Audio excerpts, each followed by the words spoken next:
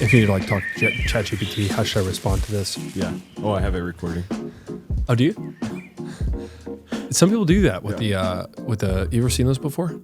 What do you mean? You ever seen the apps that record conversations and give you feedback about your? Oh, yeah. You ever heard yeah. of these before? Like give you feedback about sales presentations, or they can kind of record and then give you feedback about stuff. There's one called Silo. Apparently, it's for in-home sales. Yes. You record everything that went down, and then it's supposed to give you like real-time feedback and why or why not the sale closed, etc. I think those are going to only become more and more prevalent. Yeah, because people can just create platforms from stuff. I mean, I do talk into ChatGPT a lot. Do you? I'm using ChatGPT way more than Google or any other search engine. You can just get like real-time feedback on your exact question, and the answer is super specific to what you asked. You don't have to then click into links and see if it's answering your question, etc. So it does kind of feel like a real-time personal assistant, yes, to some degree. And I use it for all sorts of things. Everything from, hey, I was in the gym yesterday and I did 10 reps of this. What would my implied, single rep max be? Or, hey, here's what I've been really into like nutrition over the last 6 months. So here's what I ate yesterday. Like, tell me how much protein, how many calories, etc. And he'll just tell me. It's pretty cool. Wow. Yeah. What's one thing that people don't know about AI that you've discovered since you started using it? I would say how easy it is to use. It really is like asking a friend a question, and the more specific you are with your inputs, the more specific the output will be. Right. So the outputs are only as good as the inputs. Right. So if you can say, hey, I'm traveling to Traverse City, and I want to create an agenda. Here are the kinds of things I like. Here's what I dislike. I have a toddler and an infant. Please, make your recommendations appropriately to accommodate for the fact that we have 2 kids. Yes. And then it'll get, it's not going to recommend a bunch of breweries that way, right? You're going to get more apple picking and, maybe go to the playground or local children's museum. But, and I use it for all sorts of things. Like, anything you can imagine, I'm probably using it for. For the people that are listening to this, Yep. Describe yourself short, just for the camera. Matt Jones has done Yeah. the show for what, 25 plus years? 25 plus. Yeah, 25 plus. Yeah. At least. Been longtime friends, went to high school together, kept in close communication through college, have stayed close after college. And I would say we've gotten closer. I agree. After college. I think that one of the main themes of our relationship, and you really don't know how your friends kind of develop over time. And you don't know what they're going to go into in life, but I truly passionately enjoy business. Yeah. And I think that's Same. something that you love. Yeah. So it's just always kept us close because we can talk about intricacies of businesses that we like, and especially with Roof Tiger, and all the stuff you're into. It just seems like it's never ending. Yeah, totally. I mean, I think I get involved in a lot of different things, maybe partially because I'm interested, partially because I have a short attention span. Likewise. But grew up, my first job was lawn mowing, going door to door, knocking on doors, and mowing as many yards as I could. I remember getting paid like $15 in one yard, $20 in the next yard, and felt like I was rich. And then, Yes. You and I both detasseled corn. I didn't know you detasseled. Yeah. Well, so it's kind of funny. Worked in the farms, when we're starting 13? 13 years old? Yeah. You get a worker's permit? And we worked together briefly. Wow. And the reason why we worked together was because I got fired at the first farm that I worked at for throwing a corn stalk at this guy we went to high school with, grade school with, Derek Smith. Yeah, I know Derek. Shout out Derek Smith if you're watching the podcast. Yeah. He was my left guard in football. High school football. Yeah. Took a corn stalk, ripped it out of the ground, and threw it at him. But I got fired, and I remember I was just bawling, crying on the bus. I had to sit on the bus for hours, waiting for everyone to finish up, and then had my mom call to plead, and they're like, out of principle, we can't rehire him, but we know this other farm that would take him. Because they're full of degenerates like Ben Morrow. And so I show up, I think literally the next day after getting fired from Arkell Detasseling. What was the one you worked at? I don't even remember. I know it was in Morton. Yes. Yeah. And you met at Morton High School at like 3 o'clock in the morning, dude. I love my sleep. Even back in the day, I hated to wake up. Well, and then your first hour in, it's soaking wet. Oh man. But then I remember your brother and you, and was it Adam worked, yeah. Yeah. Mm-hmm. And Colleen had found out that my mom had put us into tasseling, and she's like, I want you to take my son with. So Adam, that was the first job we worked. Yeah. And so I worked with you guys. I mean, I think there was only like a week left of the season, but I mean, you guys were way worse than anything that I did. Like I just remember you guys would just say, "No, I don't want to I don't want to pull any tassels and just walk." Just run. No, not walk. You run to the field. And the Froggers couldn't remember who picked what line, and so they would go through and find. Yeah. So hilarious experience. But this is all to say, I really enjoyed making money from an early age, and went to college. When I went to college, I went to school at the University of Illinois, and studied business. And at the time, when I was a freshman, my goal in life was to be an accountant for Caterpillar. That was my dream big. Yeah, dream big. I mean, Peoria big, right? That's all we knew. And I think it was in my freshman year, I went and I think imbibed a little bit my first semester, and I was always a straight A student, and I think I had 4 B's and 1 A my first semester of college, and I learned about this career path in investment banking, in finance, and that it's a really good way to start your career, et cetera. But the caveat is you have to have really good grades, or you're never going to break in. And so that really, after that first semester, really straightened me up, and ended up grinding throughout college to get my GPA up, and got my job offer like pretty late into my senior year, and started working at an investment bank in Chicago for 2 years, and really worked some long hours. I think there was a streak where I worked 45 full days in a row. Wow. And I'm talking every day, a full day, like 8:30 to midnight. Man. Like it was a grind. We were working 90 to 100 hours a week. It was insane. I learned a ton. I made some really good friends out of it, because the friends that I worked with, I probably spent more time with them than almost anyone else in my life up to a certain point. And I learned a lot, but I also learned, I can't see myself doing this for a long time, so I need to find something that gives me energy. And I had learned a lot about business, because we, as an investment banker, you help sell businesses, right. Or you help an investor buy a business, right? And so, we got to look at a lot of different situations. I learned a ton as just being 2 years out of college. Sure. It was very clear after my 2-year stint, I didn't want to do that any longer, and I started interviewing, and I got interviewed by this startup based in London called Viagogo, and they're like a European ticket broker, like StubHub. They actually own StubHub now. Wow. I'm pretty sure they own StubHub.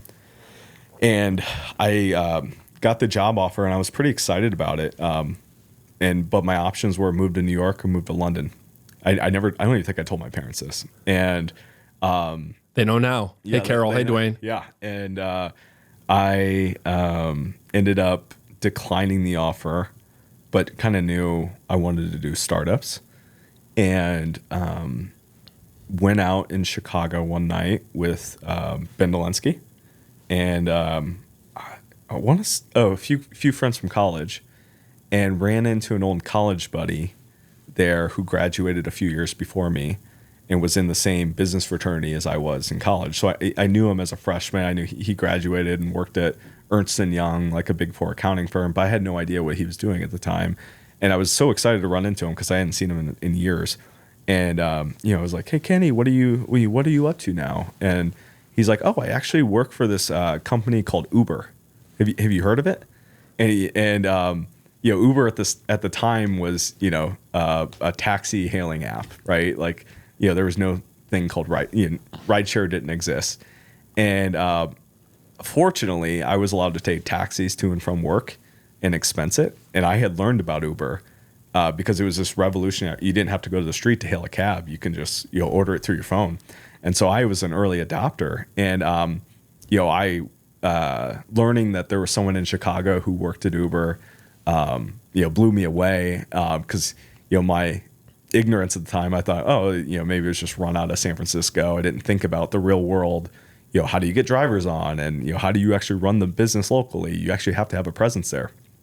And so I was excited that he worked at Uber. He's like, well, you know what? We're actually hiring, and we're specifically trying to hire people with experiences like yours, people that come from the consulting or investment banking or kind of know that analytical side of things. And so I grabbed his business card, proceeded to enjoy the rest of the night. I woke up the next morning on my couch, hungover, and I look at my coffee table and there's his business card just staring me in the eye. And I go, I need to call that guy. And ended up contacting him and went through an interview process and ended up becoming a pretty early employee at Uber in Chicago. And had an amazing run there. I spent 7 years there. My first project at Uber was launching ride sharing. And so specifically it was a team effort, but my job was to figure out how do we get more cars on the road? How do we convince people, that they can drive their car on the Uber platform legally and make money by taking people around on their errands or to and from a location. And so, it was everything from trying to convince old taxi drivers, like, hey, you don't need to rent a taxi to drive people around. You can actually drive your Toyota Prius or Toyota Camry, whatever. Or, we ran Craigslist ads, that targeted, teachers who were off in the summer, who maybe wanted to make extra money. You name it, we did it. I sat at a bunch of Middle Eastern restaurants where taxi drivers would hang out, and it would just go up to their tables and try to convince them to become a driver on Uber. And it was really a grassroots effort for a while we kind of built the supply base and people started to use it, and then it took off. And we scaled a bunch of processes to kind of automate it and bring more drivers on at a time. We went from having 10 drivers come to our office a week to 100 to 500 to holy cow, we need to figure out how they don't need to come to our office anymore. And really worked on building the ride sharing business in Chicago, and then throughout the Midwest and then Canada, and as part of my role, and really enjoyed that. And then I spent 3 years on the ride sharing business, and then we were getting the food delivery business off the ground, and had an opportunity to move to San Francisco and help play a role in that. And so spent 4 years on the Uber Eats side, 2 years more operationally intense, and then 2 years in business development, and really doing strategic partnerships to help the business grow, and learned a ton. Talk about an MBA on steroids, right? Like, right. So many business lessons along the way. So many trial by fire, trial and error. And I think more importantly, built a network of friendships and, a network of go-getters that, have served me well to this day. And I hope I'm serving them well as well. Ended up leaving Uber during the pandemic, and spent 3 years at 2 different startups after Uber that were not Uber, but very much almost the opposite of Uber to some degree. Where the product market fit wasn't as clear, the leadership wasn't as strong, and with facing different challenges, kind of post pandemic, right? They were both delivery oriented businesses, so they saw really strong results at the beginning and middle of the pandemic, and once people started going back to work, and these work from home mandates, and businesses were open for work from home mandates lifted, and businesses opened back up again. They saw kind of a flattening to decline in their business, and there was a little bit of it was a more challenging environment, and I learned a lot at those startups, but I think for me personally, I started to think about, okay, this startup grind's real. I'm in my 30s now. I'm trying to build a family. I want something a little bit more stable, where I can take my wealth of experiences and continue to build on them, but also give. And I thought about, what is it do I actually like? And I've always liked tinkering around and learning about different industries and different businesses and working with entrepreneurs. And so I found an opportunity on LinkedIn, actually, at this private equity firm, to join a private equity firm in a business development capacity, and ended up joining there in December of 22. And that's what I do now. I work in private equity investing. So it's been a really cool ride. Just overall, I feel like I've learned a ton about entrepreneurialism, about startups, about hard work, and I wouldn't say I would say I'm very much a generalist and kind of where I add value. I think I do a good job of kind of seeing across an entire business and being able to pick and choose where I lean in and add value wherever it's needed. Wouldn't say I'm a intense subject matter expert at any one thing, which I think with different technologies and whatnot coming up, AI and all these tools we have at our fingertips, I think that's a really interesting skill set to have. It is. I heard he's not Rick Rubin. Maybe it is Rick. No, maybe not Rick Rubin. He's the guy with the big beard, glasses, usually wears red glasses. Yeah, I think it's Rick Rubin. Is it Rick Rubin? Yeah. He wrote a book about creativity and music. So Rick Rubin famously cannot play any instruments and does not have any music skill himself. Yeah. But what he can do is listen to music and then basically articulate what can be captured by the person listening to it. And I think that's very similar to business, where a lot of entrepreneurs might have a specific skill, which is playing an instrument, quote unquote, but applying that to making a song is very different. And running a business is a lot like playing a song. You need a lot of different instruments playing in tune. And so having somebody who can listen to those things and calibrate which one needs to change is really important. To that point, Rick Rubin really, he talks a lot about creativity in music, and the Red Hot Chili Peppers were creating the song, I think it was Under the Bridge. And Under the Bridge is the most famous Red Hot Chili Peppers song to this day. But it was very different from the Chili Peppers, from the several albums they played before. But when Anthony whoever the lead singer of Red Hot Chili Peppers played the song Under the Bridge, Rick Rubin instantly said, you have to lean into that. And that's what became Under the Bridge. But all the guys were really nervous about the song because it was off the beaten path of what they previously did. So I think having those voices in your life as an entrepreneur, Alex Hormozy, I listened to something today that he said, being an entrepreneur is like starting a marathon without having trained for the marathon, and then running the race without fully knowing when the end is.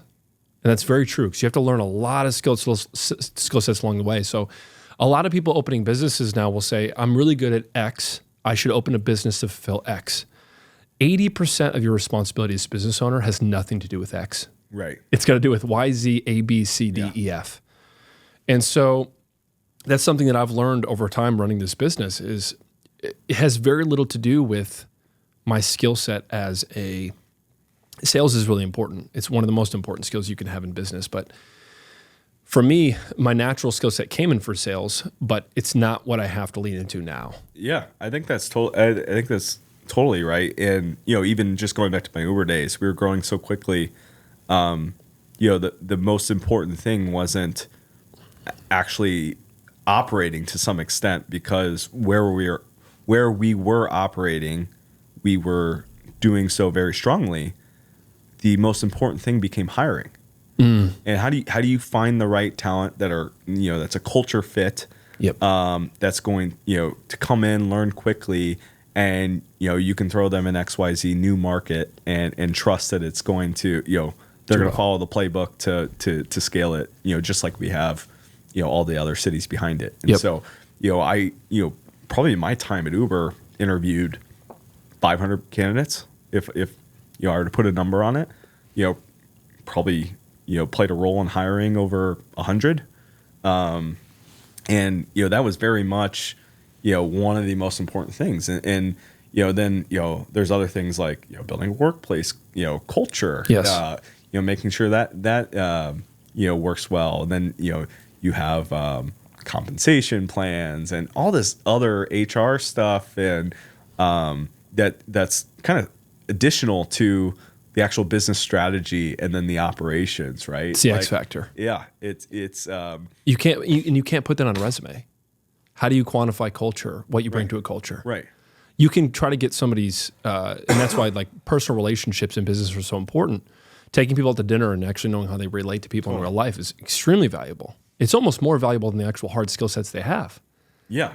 In some job responsibilities, it's everything.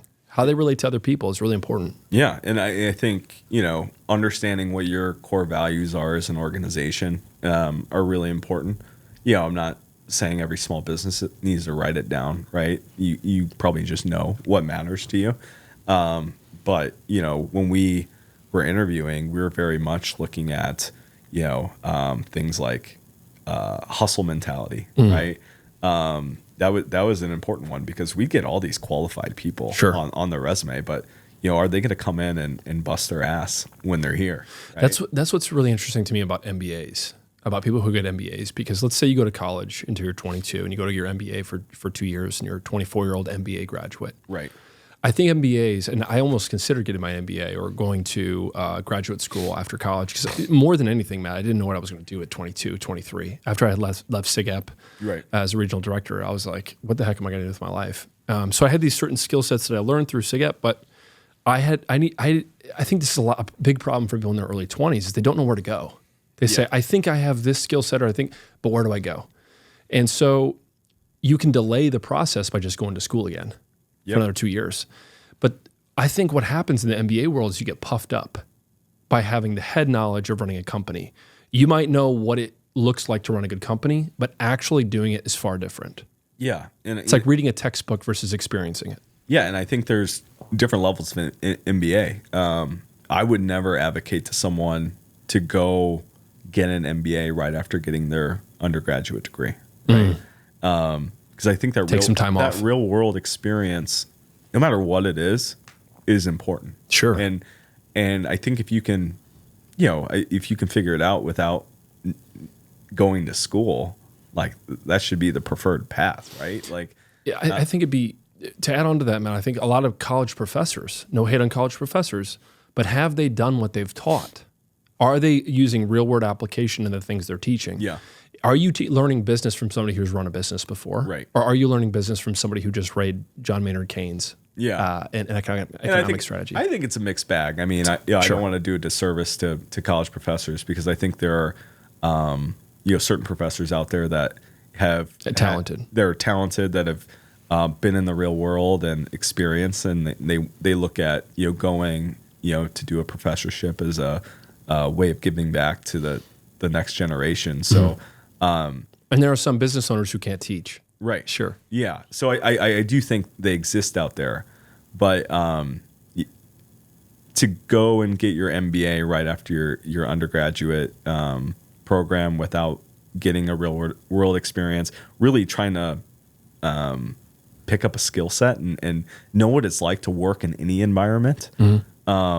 It just doesn't, I don't think it serves you as well. Because, I think the best experience is experience, right? And failing. Yeah.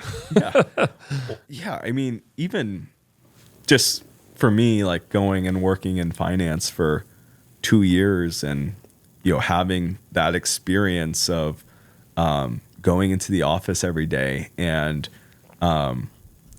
busting my butt on, Excel models and PowerPoint presentations and, making deliverables that are client ready and kind of knowing what that is and, what it takes to succeed in an environment like that. No matter what the environment is from a school standpoint, you're not going to get that experience. No. And, school is, while you need to do X, Y, Z to get your credit. I mean, we all know how lax school can be. And Sure. how on your own time school can be. And, I think building that skill set and getting that experience set where, you're working for someone else and you're learning on the job about any topic, but more importantly, you're learning what do you like about this job and what do you not like. I think that's a really important experience. 100%. It reminds me of that scene. Have you seen Good Will Hunting? Oh yeah.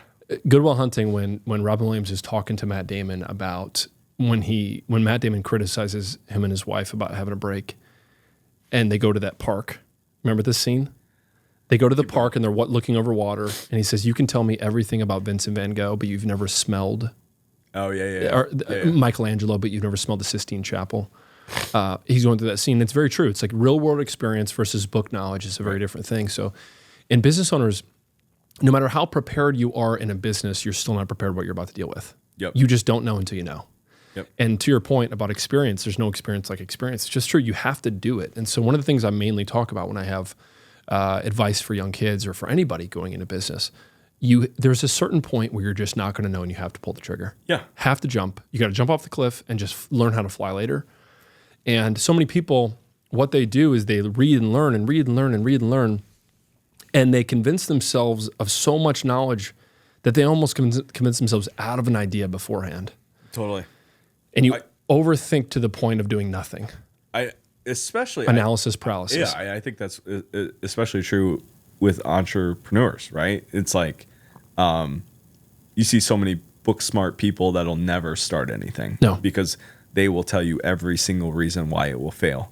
And I think that some of the best entrepreneurs are tunnel vision and are okay with the prospect of losing. Yes. At the expense of winning. Yes. Something that's could be really big and really transformative for their life. My first job in construction, I worked for a small bathroom company here in Peoria, and Paul Basso was the owner of the company. Him and Shane and me, shout out. But Paul told me years ago, I remember this, he said, if 2% of your jobs lose money or break even, you're doing a good job. So 98% success, 2% failure. So when jobs come up in our business that either fail or don't make money, I just put it into the bucket of the 2%. It happens very rarely, but it does happen. And when things go sideways or go backwards, having the mentality that it's okay, you have to rectify the situation, make it right. And if that means cutting customer back money or whatever that has to happen, it's okay. Yeah. And I think in the beginning, had I not understood that, I would have freaked out because you see the bank account going down, you see the money you're losing. It's stressful. Yeah. But knowing that you're taking those two things and then you say, okay, what are 3 things we've learned from this job that went soft that I can apply to the next 100 that will go well? Yeah. Every time. And if you do that time over time, week over week, day after day, you're going to succeed long term. It's a 10-year vision versus 10 days. Totally. Yeah. And just to drill in on that point, I think there's no more valuable customer than a happy customer. Mm-hmm. And, if something goes wrong with that a job or service you're providing that customer, there's still an opportunity to make that customer happy. And if that customer is happy, perhaps they're doing other business with you in the future. We talk about customer lifetime value. What's the value that, they bring to your organization over the life of your business. But more importantly, a happy customer is a referral agent and a marketing, advocate for you out in everyday life. That's right. And so, really, focus on, hey, maybe I break even with this customer, and on this transaction, but it's going to lead to many more profitable transactions because they're happy and they're out there, singing my praises. I think that's the way to think about it. Some of the happiest customers we have are people that have had something go wrong during the project, and then we rectify the situation, make it right, do everything else perfect. They're singing our praises by the end. Because it brings a human element to the job. Yes, right? And especially in construction. There's many different things you can go into business for. I've chosen the path. I've done construction for, I don't know, a lot of projects, over 1,000, over 1,500 probably. And there's a point in the middle where things don't look good. When they were building this studio, trust me when I say this, Matt, when they painted this wall, I thought it was the wrong color blue. I thought it was too light. After all my experience, I did not say a word. I just said, keep going. This is going to be okay. It turned out to be the perfect color blue. Everything else turned out well. But before the carpets were laid and everything else was put in place, I was really nervous. Yeah. I had that same thing as a customer does, where it's like the roof comes off. There's things that look terrible. The nails are scattered over the yard. There's plywood everywhere. There's shingles in 6 different places. It looks really messy. But by the end, it can be perfect. So you just have to have this patience mentality of just like, it's going to be okay. Hang in there. Yeah. We'll get through this together. And I think, sometimes it's impossible to build that trust with the customer. It is. Right? There's certain, some of you customers out there there's certain people make me keep up and stay up at night. Yeah, there's certain people that I love you guys though. That are they want to micromanage any situation in their life, and that's just how they are. Yes. But I think to the extent your sales reps can build that trust as best as possible up front. Yes. Then your Riley and your dad are continuing to maintain that trust throughout the process. Right. Then hopefully you can kind of pull that customer out of the nitty gritty of the situation, so they can just have the before and after. Man, oftentimes, Matt, I'm talking 75+% of the time when I start talking to customers, and if there's a bad situation, I typically get involved if it's really bad. And trust me, this is not often, but it does happen where customers are upset about something. Many, many times, something is much deeper that I don't know about. So I get to the job, something goes wrong, and then they start talking about their friend passed away, their grandpa passed away, somebody's sick. My kids, they start to just divulge information. Right. It's not even about the project anymore. Yeah. It's human to human. Hey, I always just let them vent to me for 10 minutes. I say, please shit on me. Anything you got to do, just let it all go. I can take it. After that 10 minutes is over, the first question I ask, how can I make this right? Put it back in your court. You tell me what you want. Yep. Oftentimes, the solution to the problem is like one conversation away. Right. And then I'm like, once that thing comes out of their mouth, I say, done. And they're like, that's it? That's it. That's it. And oftentimes, the anxiety leaves. Oh my gosh. They feel heard. The problem's now solved, or at least what they say is solved, and bam, that's it. Yeah. And I mean, it's rare how many companies in the trades lack customer. I think a lot of companies in the trades lack customer empathy. And so, you guys, I think, have been able to differentiate yourselves to some degree just by being good conversationalists and being able to build that rapport with your customer set. I tell you, it's not a show though. It's not it's not a show. This is not a business principle. Our team truly does care about the public. Yeah, I didn't mean for it to come across. Not that you did, but I just want to clarify that we truly do care, and we talk about these situations at nighttime in our free time. Yeah, we really do. What are we gonna do about this? Right. We'll call each other at 6, 7 p.m. Hey, I thought of this solution. What do we think about this? It's a very real thing. These homes we're working on are personal to these people. They're raising families. They have jobs. It's the most asset in their life. Yes. Yep. So that's number one. Number two is we have one swing within 10, 20 years to make it right. So if I have one bad customer who's talking about us for 10 years about how bad we did a job, that's going to weigh on my conscience. Yep. So I got to make it right. Yep. Got to make it right. And so from a business principle, it's good business, but it's also from a personal thing. I can sleep at night knowing I did the right thing. Yeah. The roofing industry is turning. It is. I'm very in tune with the roofing industry. People are getting much more skilled. The good businesses are rising to the top. They're getting more business. The businesses that used to think like that are fading away. And with the internet, with public data and people leaving reviews, the proof is in the pudding. You are what your reviews say. You are what people talk about in the area. Your brand is real. So That's right. That's right. And so you started the business in 2020. Yep. Right? So almost 4 years. A little over. A little over 4 years. Well, what would you say has been the biggest learning for you as an entrepreneur in Peoria over that time period? Multiplication, not addition. And what do you mean by that? I will clarify.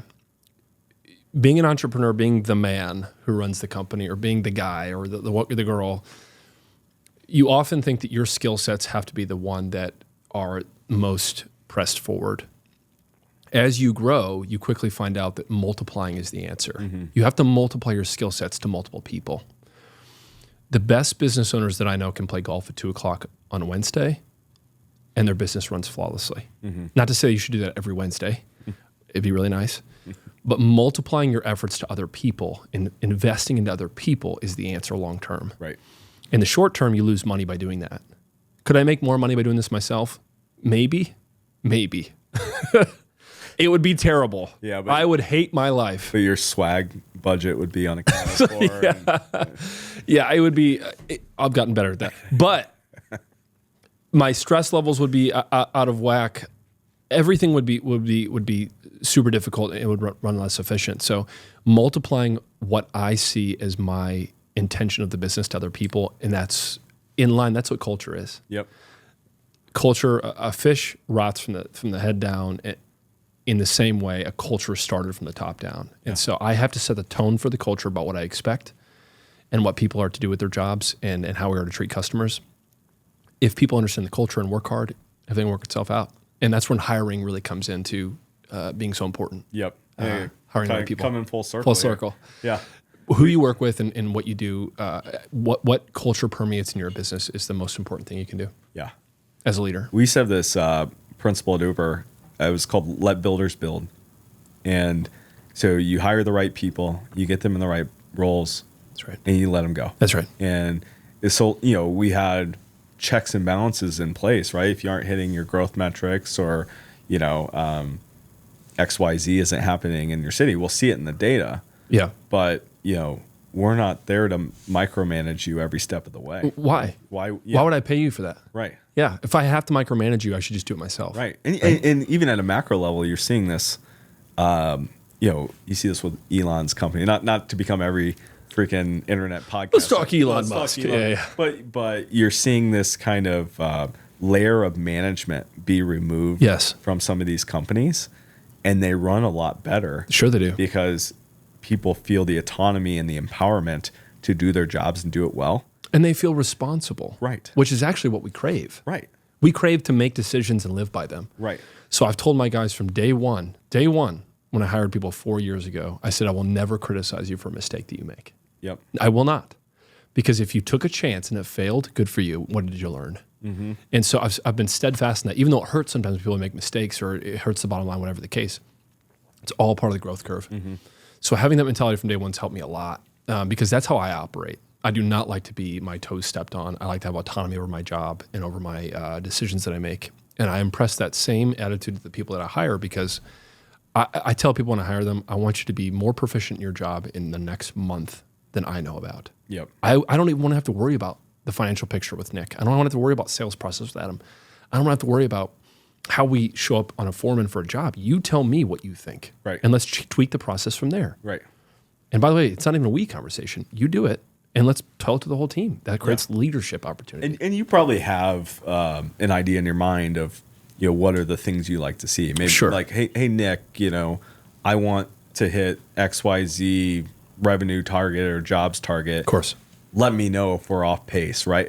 But all the other stuff you take care of. You probably have your important metrics or kind of guardrails for the business. 100%. That way. Another thing too is like working a 9 to 5 where you show up at the same time, leave at the same time. There's a certain value to that for sure.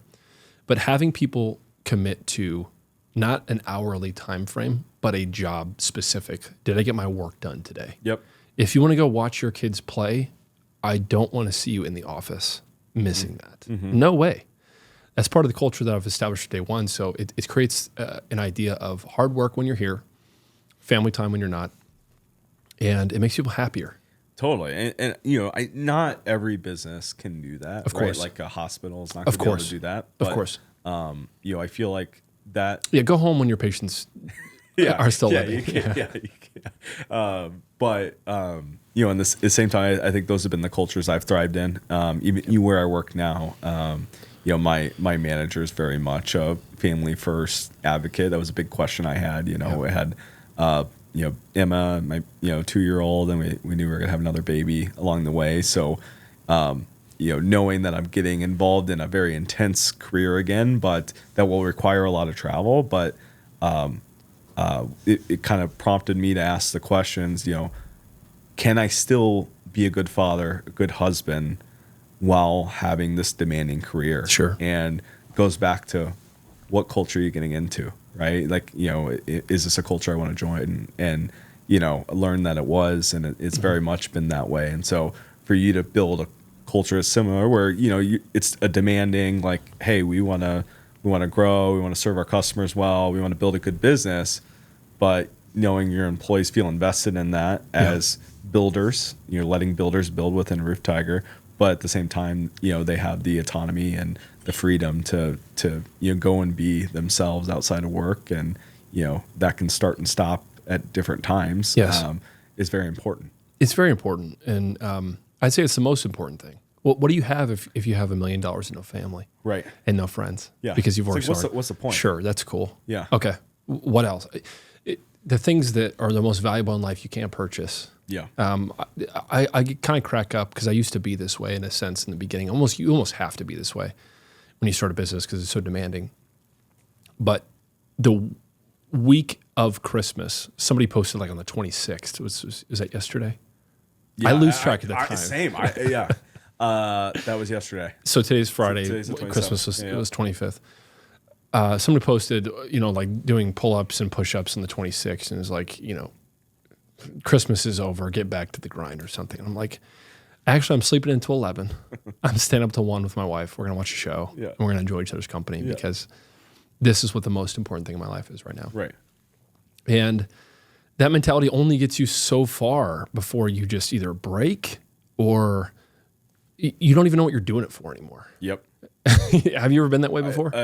I ran into that in my first job. Mm-hmm. I didn't have my own family, but was working, those incredibly long hours, long weeks, and I was missing things back here on the weekends with my family and my parents and siblings, and missing things on the weekends with friends, and it was just like, what's to what point? What is money even worth? What is money, Ben?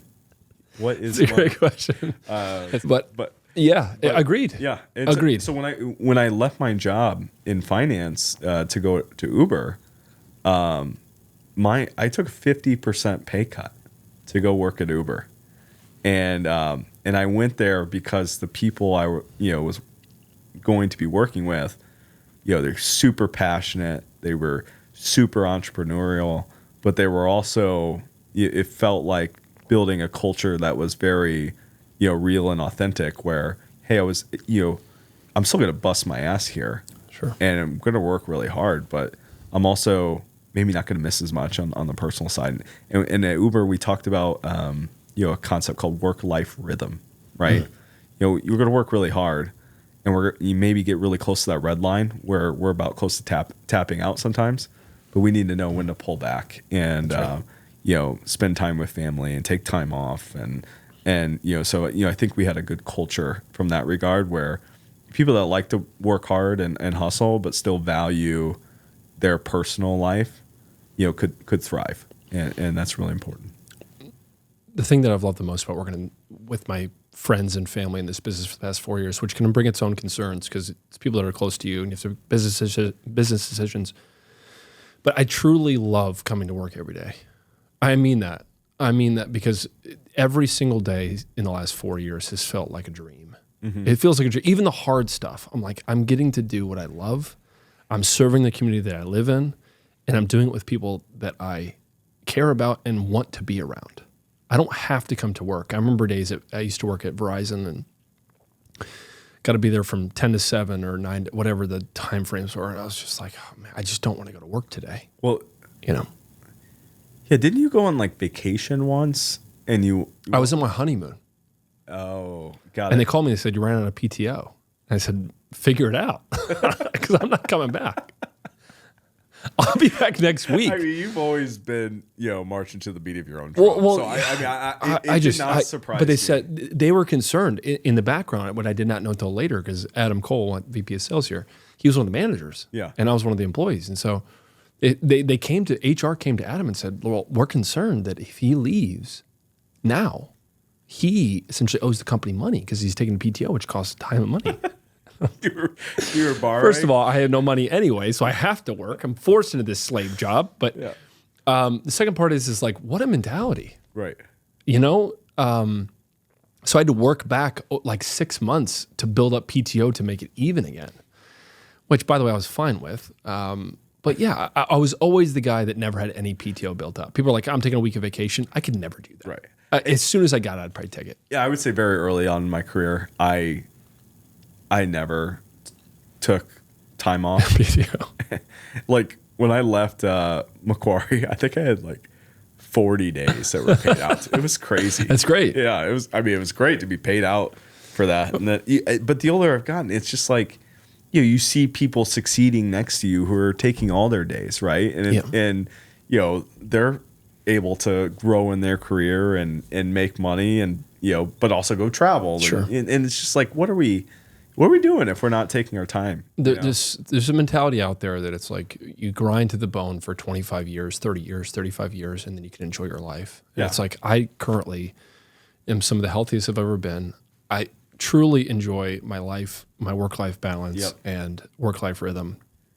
And I get to do things that are really fun while controlling my own clock. Yeah. That's the good side of entrepreneurship. The bad side of entrepreneurship is dealing with stuff you don't want to deal with all the time. Because you have to. You have to. And there's no layer of protection above me that can take the decision. I'm not pushing it to HR or to some other person. The buck truly does stop with me. So when bad decisions come up or when bad things come up, it's like, yeah, Ben, we're going to have to talk about this. Yeah. And I don't want to have those conversations sometimes, but it forces me to, which, by the way, is beautiful. It's like having a personal trainer that you're doing 20 box squats at the end of your end of your workout. You don't want to do it, but they force you to. Right. That builds an amount of character, an amount of grit that you can't pay for. Yeah, I mean, I told you this on the phone. Talked for an hour the other day. Nice. But I think you've grown as a person more in the last 4 years than probably any other period of your life. Yeah. Right. Like just how things have changed for you. A lot of it having to do with Roof Tiger. Yeah. Right. Yeah. And what you've had to learn on the job to make that happen. Roof Tiger saved my life in a lot of ways. Yeah. It gave me direction that I never had before. It gave me an amount of responsibility. I told this to somebody not too long ago, but I had never been in a management position in my life until Roof Tiger. So I was 30 years old. So I'd never been in a leadership position in either company to manage other people. But I'd always been a captain of sports teams that I've been around. Yep. And I know what it feels like to have good sports culture and a good team culture. And so using what I've learned from tennis teams and from football teams and from stuff that people look to you for direction, and you have to take that really seriously, that you are the person they're looking to say this is what's acceptable and what's not acceptable. So there are times where my internal reaction initially might be to laugh or to like play something off. But my outward face is not to do that because I know people are watching for my reaction. Yeah. Yep. And so I have to be very clear on what is acceptable and what is not, what the culture should be and what is not. And my actions have been, are taken far more seriously. Yeah. And that's something you just, again, can't pay for. It's a beautiful weight on my shoulders that I get to carry this mantle. Yeah. And it forces me to grow. So Right. over 4 years, it's just natural. Right. And probably part of that is, you have some learnings where maybe you did not throttle your behavior Sure. to to that of what's becoming of a leader. Yeah. And you learned what impact that can have. Sure. And so, it's accumulating these learnings that have kind of shaped you to be the leader you become. 1,000,000%, man. If you're in a friend group with 8 guys like we're in, or 10 guys like we're in, we have a close group of friends. And if somebody shows up and is doing something different than what they did for the previous 10 years of their life, and they're starting to talk different, and they're starting to act different, and they start to take things more seriously or less seriously. Yeah. Let's say they're not drinking as much, or they're talking about business in a way they never talked about. People can look at you and make fun of you in those circumstances and say, like, who does this guy think he is? Right. But I think when I started Roof Tiger, it became a me versus the world mentality. I must take on this mantle because my personal life needs it. But also I think people crave somebody standing up and saying, this is where I'm going. And people follow that guy. Yeah. Naturally. They'll say, that guy's got a vision and something important to say to the world. So I listened to something yesterday. I think you'll get this, and I want your reaction. Don't neutralize your weirdness.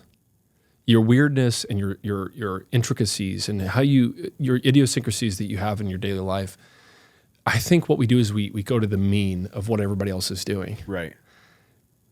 That can be applied to anything in business and in personal life. The real exceptional people that have these amazing life stories did not gravitate to the mean. They took things to the extreme, and they took their own personalities and applied it to those things. And so Roof Tiger, becoming Benjamin Tiger, is as small as changing my name on Facebook from Ben Morrow to Benjamin Tiger. I remember the day that I did it, and I was like, people are going to think I'm weird. Yes. But good, because this is who I am now. Yep. And I'm claiming that identity over myself. And now, 4 years later, after becoming Benjamin Tiger, people in the roofing industry, a lot of them still think my last name's Tiger. Love it. So it's become something, it's a cool proxy for standing up for your weirdness. Yeah. And so, I mean, you went all in. I mean, and you had a vision. You saw where this is going. And I think you sold. You were a public adjuster I got my public adjuster's license. Yeah, and maybe license, you had learned a little bit, what it takes to sell a roof. I learned in 2 weeks from a roofing company. Yeah. And you're like, I can do this. I've sold bathrooms before. Yeah. I had the underlying skill set. Yeah. I'm ready to just go after it. And I remember you were getting into it, and I could definitely feel the enthusiasm from your side. I tried to help you temper it, and it got to a point where I could not help you temper it. And it's probably a blessing in disguise that, I didn't, right? Like, I didn't go all out to like say, no, like, don't buy that office space. Yeah. I gave you my opinion, and you went forward and, had some early learnings, and, things have worked out for you. Yeah. I think that I'm a contrarian by nature. I just am. Yeah. I like to be. I think God formed me to be different. He just did. Like I like to be different. I like to dress different. I like to style my hair different. I just like to be different. I've always been that way, and I think my family, looking back at my family history, my heritage, even 70, 80, 90 years ago, Matt, my family's been the same way, and so I get this urge to just not fit in. And that's very much a good thing, where the fail rate in the roofing industry is 96% in 5 years. Is it really? Holy cow. 96% in 5 years. We're in our 5th year now. And to be different in the roofing industry is to stand out in a good way. Yep. So I think what's something that you find in your life where you've been a contrarian, or you've had to be different to stand out in a good way? Well, I do think, and this might sound, a little bit lame, but, we were talking about this before we started rolling, but, I think out of college, right, I saw this vision for myself in the future where, I was able to afford the things I want and do the things I want to do. But to me, in order to have that future, I need to invest a lot of my time and energy into my career. And I spent, what ended up being my first 5 years of my career really just kind of putting all my energy into that, and making some sacrifices along the way, personal sacrifices where I was missing things, and I later learned, like we talked about earlier, but I need to pull back from that mentality a little bit, to build a more sustainable lifestyle. But I do think at the time that was a very contrarian thing to do, given where we were in our lives. Like, I remember when Riley got married, I wasn't able to go to the wedding because I had to be in the office on Saturday, and because we were working on a pitch that was happening Monday, and I had to have materials ready by Sunday morning for review, and we had to have pitch books printed by Sunday night, right? And so, I think that's, of our friend group, we really didn't have anyone kind of going down that path career-wise from like into finance. And so, or even I would describe you, Matt, as principled. Is like, I think you've been, if you look back at your life over the past 13 years since college, you've been extremely consistent and principled in what you kind of invest into or who you are. Regardless of the things coming at you, you've just stayed the path. Yeah, I mean, it's easy to swerve off. I think I've definitely changed in at least temperament as a person. I think I'm a lot less softer, less hot-headed than I was in my early 20s. And beat him on the golf course, you'll see how hot-headed he gets. Yeah. I've done that many times. You've never beat me. You will never beat me. Just like I'll never beat you in tennis or pickleball. Yeah. I'll train you to get just close enough. And then you'll start sabotaging my golf swing. Yeah. Really, you want to start pushing at the ball. I mean, you say that, but even on the golf course, I feel like I've matured a lot. Sure. In terms of being able to get over the bad hole or the bad shot, and like, yeah, sure, I still will swear, like whatever. That I do feel like swearing is a good release. Like you say a bad word and you feel so much better, and then you move on, right? Especially in golf, man. Ugh. But no, I feel like maybe had very similar principles, consistently throughout my adulthood, but maybe my temperament was a little bit more volatile. Mm-hmm. But it's I think getting married and having experiences with your wife, and then having kids, and kind of going through the cycle of life, you pick up a lot of learnings along the way, and kind of realize the hope is that you kind of stack on learnings that build a better Ben or build a better Matt. Yeah. And that's who you become over time. And that's definitely been my mentality, at least over these last 4 or 5 years.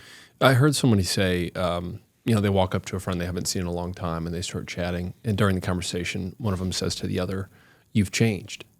And the other person's response is, "Oh, good."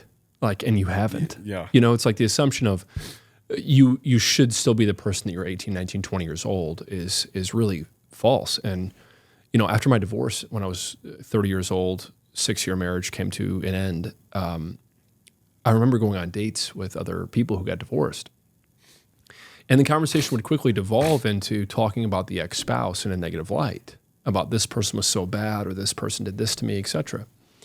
And there's only so much of that you can say without turning the fingers back at yourself and saying, no, what could you have done different? Right. And that one principle helped change my life, because I think I was in a point of denial for a long time, thinking that my ex-spouse was the reason for the failure of my life.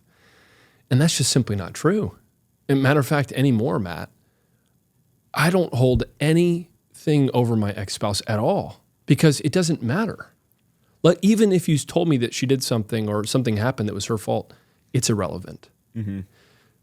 Because I can't change that. But I can change the behaviors that got me into that. Yep. And the decisions that I made, or what I said, or those things all come back to my personal temperament. And so now that I'm newly married, been married for now 2 years, my beautiful wife, Monica, shout out. We have a beautiful son, Luca, 5 months old. Shout out. See this in 10 years. I can take those principles that I can look back at my life and say, no, I can do things different this time, and this is why. Yeah. And I don't advocate for divorce, by the way. There are things you can do during a marriage, but The point is still true. Well, yeah, and I think it's, for me, that's been part of getting older too, is being able to have the wherewithal to kind of recognize, okay, what did I do wrong here? And try to, maybe if it's something with my marriage, like, oh man, I screwed up, trying to, apologize quickly and rectify, or, I do think I'm a very introspective person, and always trying to think about where I can be better, and trying to think about also what am I doing right, and because you don't want to lose sight of that. If you focus on everything you do wrong, then you're not going to build a very happy lifestyle, right? Yeah. That's been a big part of, especially these last few years, is just really trying to learn on the spot and forgive yourself, but also move on quickly and stack those learnings along the way. Have you heard the saying, compliment a man one time and you've complimented him for life? Compliment a woman in a day, you compliment her for the day. And this is no shame towards women or anything. It's just we're very different beings. And when you gave me the feedback a couple weeks ago about I've really grown as a person, I thought about that for days after. And I was really excited about that because I really respect you as a person. So hearing that from a peer that I respect, I was really excited about that feedback. And I still, I remember those things. Somewhere, men do not get compliments as much as women do. It's so true. And so when we compliment each other, I think it's in building each other up. The natural, when you hear men talk to each other about things, it's generally making fun, cutting down. You call each other names that are not so flattering. But when you get a compliment from a friend, it can mean a lot because you don't really get that as much. And oftentimes, Matt, I think this is head on what you said 30 seconds ago. We're so focused on how we can do better, about making things more efficient. Mm-hmm. We're constantly cutting ourselves down by saying what we haven't done. Right. So when we hear that feedback that we're doing well, it's it's recognizing all the work we've put in to do that. And it's just going to give you even more energy to continue getting better. Even more juice. My sister texted me out of the blue in November, and it completely made my week. She said, "Hey, I just wanted to let you know that I'm really thankful for you. You're a great brother and a great friend. I've looked up to you my whole life, and I'm lucky to have you in my life. You're killing this whole dad thing, too. Emma, Julia, and Susie are really lucky to have you." Wow. It was just out of the blue. Yeah. And I thought about that for days, and it made me so happy. Yes. That someone felt that way about me. And because, words of affirmation, what was it? Five love languages. Love languages. Yeah. I'm very much a words of affirmation. Same, guy. yeah. And so to hear that, from someone, just when you're on the golf course, and you just stripe a drive, and your boys are all just like, "Man, that's a great shot." Yeah. You take that for the next 3 holes. Yeah. Because the next 6 duffs that you have, nobody says a word. But it's so true, man. Why are we so? Maybe it's we're just not naturally prone to giving out compliments as much as females are. I think, yeah. And I don't know. I think guys a lot of times have this player one mentality. Yeah. Where it's the only thing that matters in my life is my life. Yeah. And sometimes don't have the wherewithal to recognize, to look out. To look out for their friends or families or coworkers, and pay them that compliment. Did you hear that study, Matt, that said that giving a word of affirmation in front of somebody in their work group is worth more than a raise? Really? Really. They did a study about things that basically make people come alive in the workplace and what makes them feel thanked for doing their job. And giving people compliments in the workplace in front of their peers is number one. Yeah. Yeah. Yeah. I can see that. I can too. Yeah. Especially in men. Yeah, for sure. Yeah. For sure. Women, I think, with natural beauty, because women that are beautiful, they get complimented all the time about their looks, and they get addressed by men and stuff. I'm sure. I'm not a woman in public, but it just naturally happens. In private? Yeah. I'm a woman in private. I'm But yeah, I think that the natural proclivity to give women compliments is just built into our society. But for men, we have to earn our ranks through what we do. It's our effort and who we become. And so we don't naturally see a lot of those compliments until you've accomplished something great. But you have to walk through miles of crap to get to that point.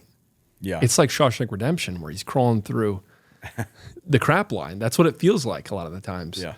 So when you get those compliments along the way saying, hey, you're doing a really good job and I see you, it means a lot. Right. Yeah. No, I agree. At the same time, I managed large teams in the past and, very much a believer in, giving positive feedback. The positive feedback can be lost if that's all they hear is positive feedback. Good point. And so I think there's like a ratio out there. I want to say it's like 3-1. I think it's more like 7-1. Wow. Like 5 or 7-1. 5-7 positive versus 1 negative. Yes. Yes. Because I this is myself too. If all I hear is positive feedback from a manager, which is very rare, but then I start to believe that the positive feedback is just fake. Makes sense. Right? You want to hear something constructive. Yes. That you can say, oh, I have an area to grow. I can work on myself. Yeah. So always a balance there. We used to do compliment sandwiches. Oh, yeah. You ever heard of that? Oh, yeah. Yeah. Back in the SIGAP days. Good, bad, good. Ugh. Yeah, sandwich. But that almost felt manufactured too, because when somebody would speak in front, we used to do, this is one of the reasons why I love public speaking so much and why my first job in college, we used to get up in front of a room full of our peers. It was 14 of us. And we used to have to speak for a minute or 2 minutes or 3 minutes or 5 minutes, whatever the case, on a specific subject. And then everybody would go around and give us feedback. And it would be given in a compliment sandwich. You did something good. Here's your feedback. You did something good, and pass it on. Yeah. And people felt like they were kind of manufacturing either side of that. But it really taught me that getting feedback about personal speaking, even though you felt like you did a good job, people can hear a lot of different things. Yeah.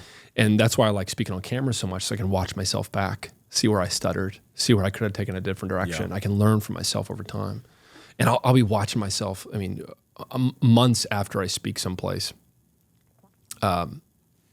listening from my own education, and I'll be like, oh my God, I just totally missed this. Mm-hmm. And I'm giving myself feedback as I listen to it. And sometimes I can even cringe thinking why I said that. Right. Yeah. Right.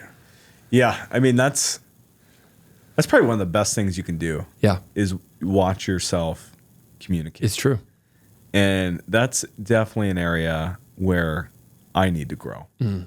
Welcome to the podcast. Yeah. Thanks for having me. You're going to watch this 3 times and be like, golly.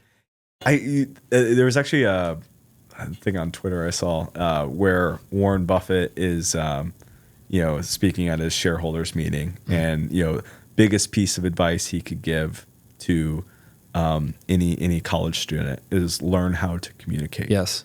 And if you wait until you're 50 to learn how to effectively communicate, it's been way too long. That's right. It's way too late. And sometimes I think that people with, that maybe are, I don't want to say, worse at a job, but I think a good communicator can overcompensate for other flaws that they have a lot better than a strong operator can overcompensate for being a poor communicator. 1,000,000%. Steve Jobs. Right. Right? Right. Yeah. Well, Steve Jobs is the opposite of that. He was like a terrible communicator, a great communicator in marketing, but like internally, people did not like working for Steve Jobs. Right. But his vision and identity outperformed everything. But there's so many people that I look up to that have extremely good soft skills, and they're just connectors by nature. Right. They're not great at hard skills at almost anything. Right. But they can connect pieces of 3 different things and make a business. Yep. Yeah. I'll take a step further that marketing is just messaging to the masses. It's just communication to the masses. Yep. All you're doing is looking for what landed and what didn't. It's A/B testing constantly. So when I first started the business and would ask people what their thoughts were, I thought an idea was great. And I got a lot of negative feedback about it.